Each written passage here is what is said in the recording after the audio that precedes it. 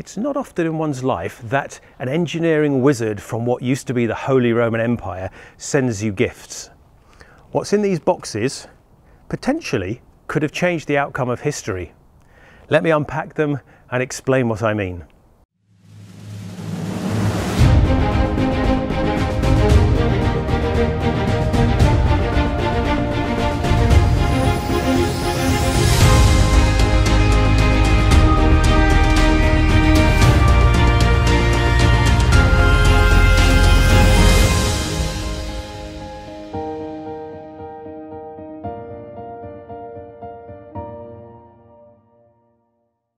In the tallest package is one of my personal longbows. I sent this over to a chap called Joerg Sprave, who runs the Slingshot channel on YouTube.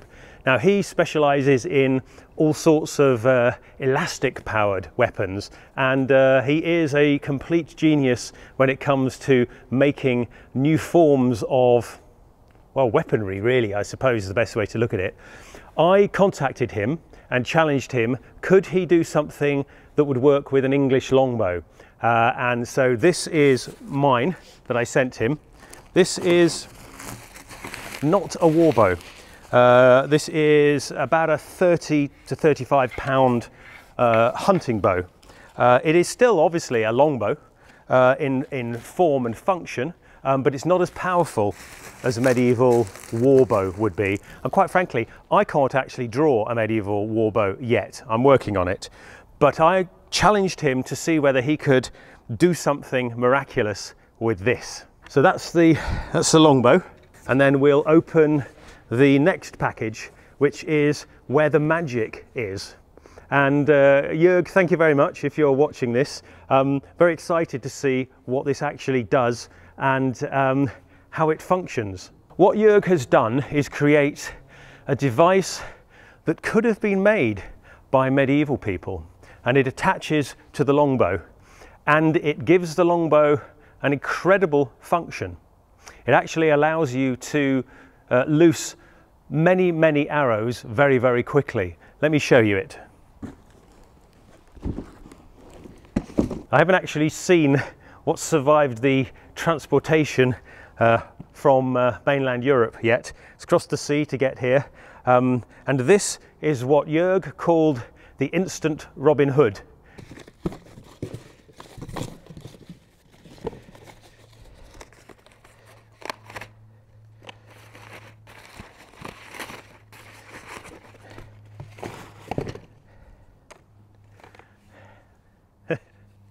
This device. Sir Robin of Locksley on the side of it in pyrograph writing, which is lovely, beautifully made of very high quality plywood. I don't know whether this is birch plywood, but it's very, very smooth. And of course they did have plywood in medieval times. As we know, a lot of Viking shields, for example, were made not from plywood, but they were made into plywood by having small strips of linden wood, ideally, but often ash or whatever wood they had. Because if you cross the grain of wood, it gives it more dimensional strength. It means it's strong in equal amounts in equal directions. So that's what Jörg has done here. There is literally nothing in this, with the exception of the Merlin's eye, the laser sight, which couldn't have actually been made by somebody in medieval times. Yes, they wouldn't have had power tools, they wouldn't have had this specific type of plywood, but they could have made it all. This bit is very much not medieval. Jörg has put this on here. It's a red dot aiming device, which should make this more accurate. You wouldn't need it though for its basic function, but it's a lovely little touch. The magic of Merlin applied to a laser. Let me explain how this actually works. What you do is you attach the bow here, like this, and then it creates a magazine for the arrows. This is in effect a magazine for a longbow. So the longbow itself attaches here and you bind it into place, which I'll do in a moment, sort of somewhere in the middle So your longbow is completely natural, there's nothing drilled into it, there's nothing like that, it's literally just goes on there. And then the arrows, and this is the really interesting bit, the arrows go in this magazine. Now this magazine is fairly easy to load and unload. These are the arrows, or arguably these are bolts that can be shot from the longbow. Now these are much shorter than a traditional arrow, and let me explain some of the features of how it differs from an ordinary arrow.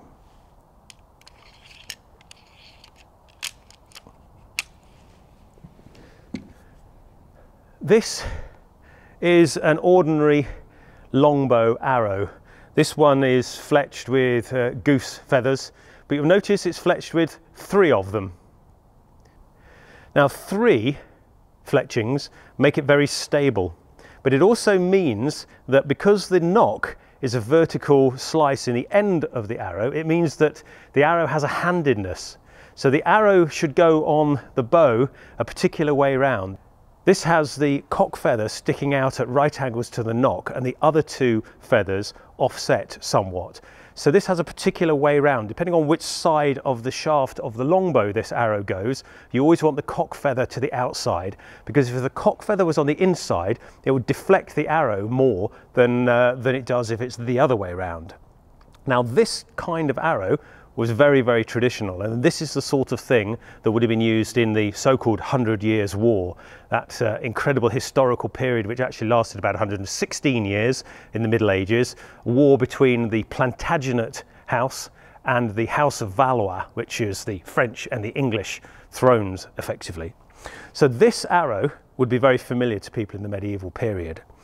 Interestingly, the arrows or bolts that are used for Jörg's device are a bit more like those used in crossbows.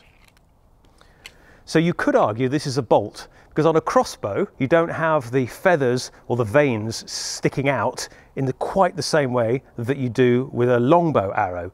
You'll notice this has just got 2, and that means they stack in the actual magazine here rather nicely. And similarly on crossbows, they go out sideways. So they're just 2 of them, and they're in a horizontal plane. So the arrow can go either way around in this device.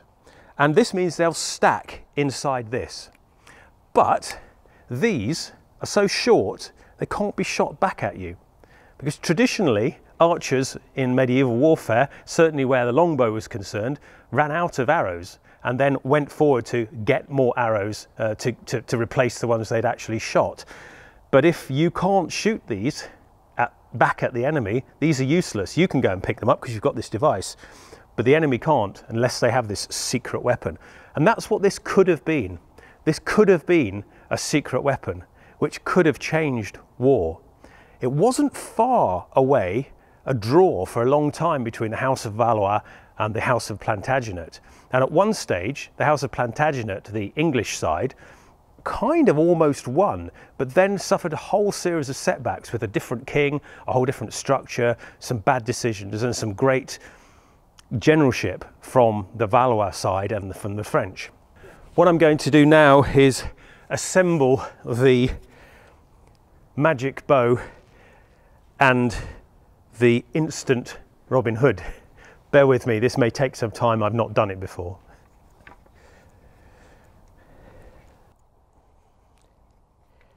So what I'm going to do is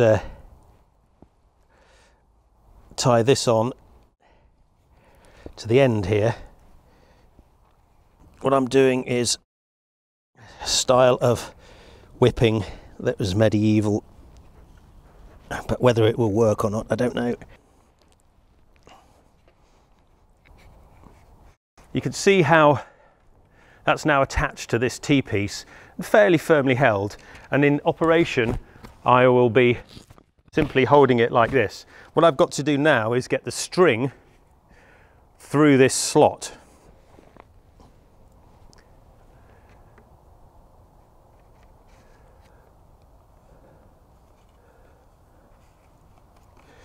pull that through.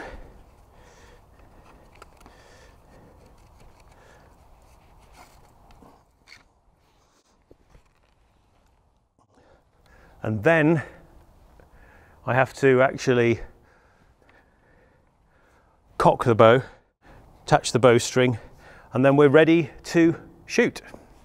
This device can hold 6 shots at the same time. Obviously you could make this bigger if you wanted to, but it might become more cumbersome, so there'll be an optimum there. So let's just span the bow. It's a very light one. Right, this is starting to look a bit like a crossbow, but it's absolutely not a crossbow, because you pull this out, you get to this position, and then you release.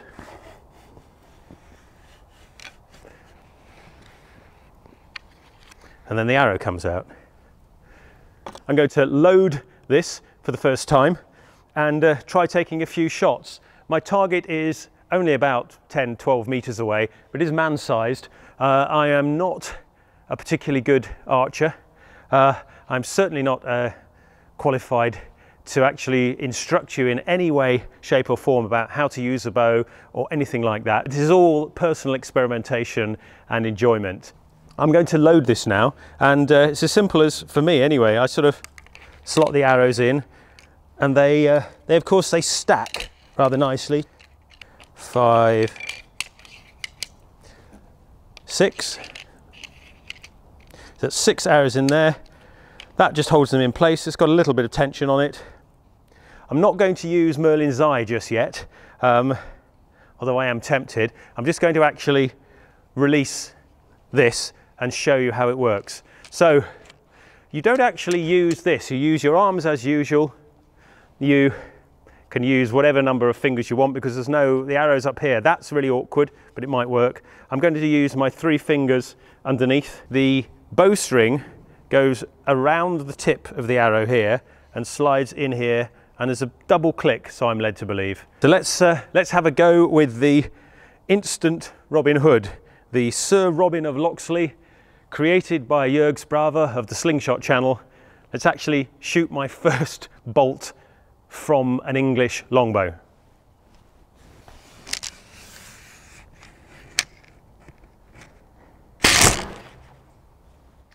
Good grief, that's very easy. Let me try a few more.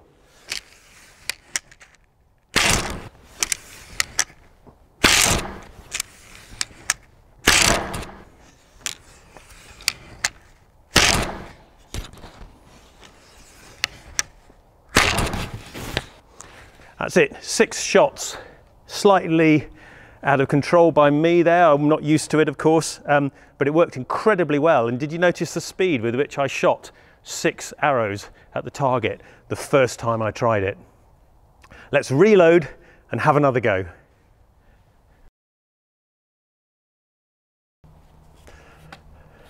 Well, that's not too bad.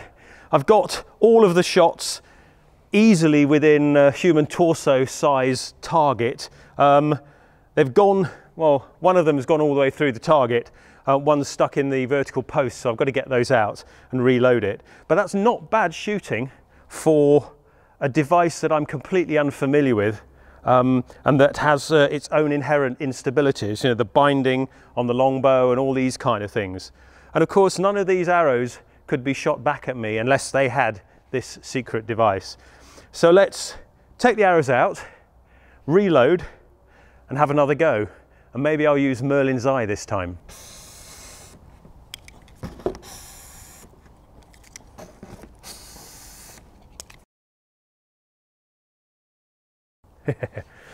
I've now, for fun, I've just switched on Merlin's eye, and if you can see, I now have a medieval longbow with a red dot sight. Obviously, they would not have had laser technology in the 100 Years' War. They had guns and stuff, but lasers were quite a few hundred years away yet. Maybe Merlin would have come up with something like a laser in the legends. I'm reloaded now. I'm going to turn on the magic. There he goes. Now let's see if the red dot makes any difference to my target shooting. And then I've got something to discuss with you.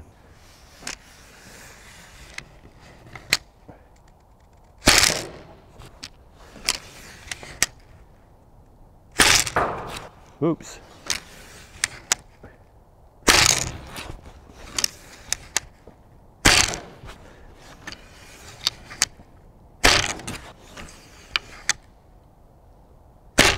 It really is incredibly good fun. You get through those 6 shots very quickly. I thought I had an extra one there, but I don't. It's definitely empty now. I'm not sure my red dot sight was properly calibrated. So Merlin, I don't think you improved my aim that time.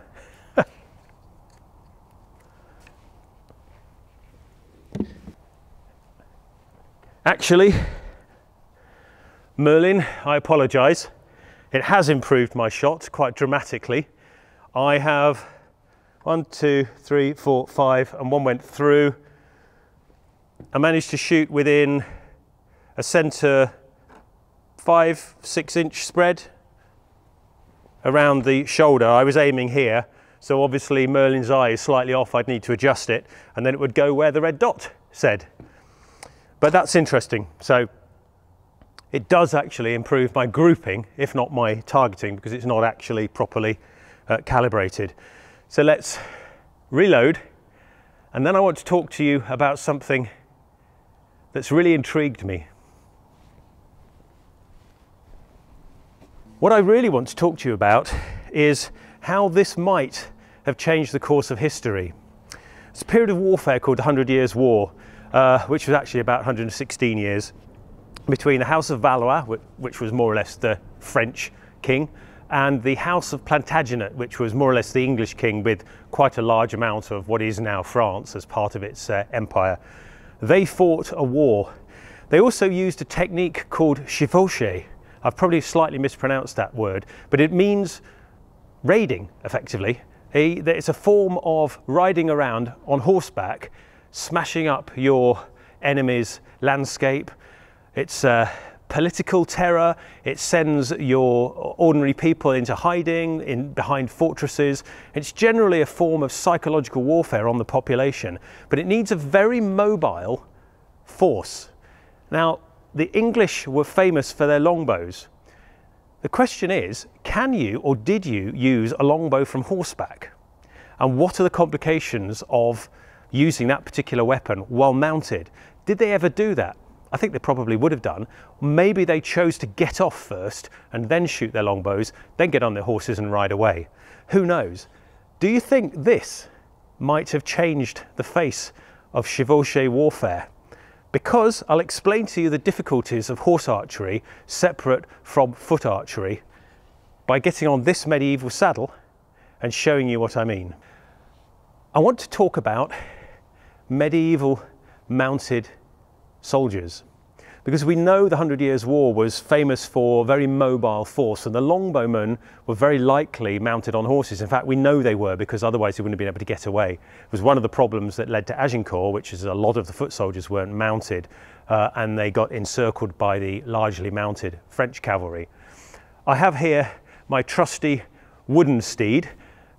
This is just 4 legs and reproduction medieval saddle with its high front and back. This is the kind of saddle that mounted archers would have likely encountered when they were riding to war during the 100 Years' War. So I'm going to get on this and show you the difficulties of using a longbow from this kind of saddle. So here I am on my 15th century saddle. Obviously there would normally be a horse's head here, but imagine that. So I can't go into this area at all, otherwise I'll hit my horse's head. So here's the longbow. You can immediately see the issue with such a long weapon, which is, obviously I can shoot in that angle, I can shoot all the way around here, but getting over the horse's head and shooting this way is going to be really, really difficult. But that's the same with quite a lot of mounted archery. Theoretically, you could just turn the bow sideways and do stuff with it, but there isn't a very strong tradition of using longbows from horseback. And there might be a reason for that. The simple reason might be that the terrain wasn't suitable. It might be that people who could use longbows weren't particularly trained in horseback riding. Could be a whole bunch of different things, potentially just tradition. But here's one of the other issues. So if you don't have something like this device that makes me an instant success at mounted archery, you've got your arrows here. Sometimes in mounted archery they actually have 4 fletchings, but this one is a 3-fletched standard one. You have to take the arrow out of wherever you're storing it. You have to put it onto the bow. You have to get it the right way round all the time while you're moving along. You have to knock it and you have to draw and loose, all in time with the horse's movement. Now, this arrow has one way round it needs to actually fall on the string to shoot. And you notice that on mounted archery, we tend to have the arrow on this side. With war bows, we do see arrows used on foot with the arrow shaft on this side of the bow, but typically most people tend to use the arrow on the opposite side. You'll have to ask an expert why, but typically that's what people talk about today, having it on this side. It's actually arguably faster on horseback to use the arrow on this side, use your other hand, knock, while you're riding your horse as well, of course, don't forget, draw and loose. That takes a lot of training to do efficiently, and you've got to store the arrows somewhere as well. There are people that can get off multiple shots in a few seconds on horseback, and they are highly trained, highly skilled. There's some fantastic videos of it, particularly in Hungary. There's a lot of mounted archery of great quality in Hungary. They shoot about 5 or 6 arrows in 20 or 30 seconds. Let's see if this instant Robin Hood can help me match the best trained mounted archers in the world. Let me see whether this can convert me into an instant champion mounted archer. Obviously I'm not on a real horse, but I am kind of sitting on a saddle like you would be on a horse. I can brace myself in lots of different ways. I don't have those skills yet. It's something I want to learn one day. But let's see how I can shoot, and let's see what this would enable me to do. Key thing about this device is I don't have to worry about knocking the arrow and all that complexity before I can actually shoot. So, 1, 2, 3, 4, 5, 6, empty. That is very, very fast shooting from somebody who, quite frankly, doesn't really have mounted archery skills. Imagine this in the hands of thousands of skillful mounted archers. Imagine what this could have done for the Angevin dynasty and their chevauché raids. I think this could have changed history. Jörg, thank you very much for creating this.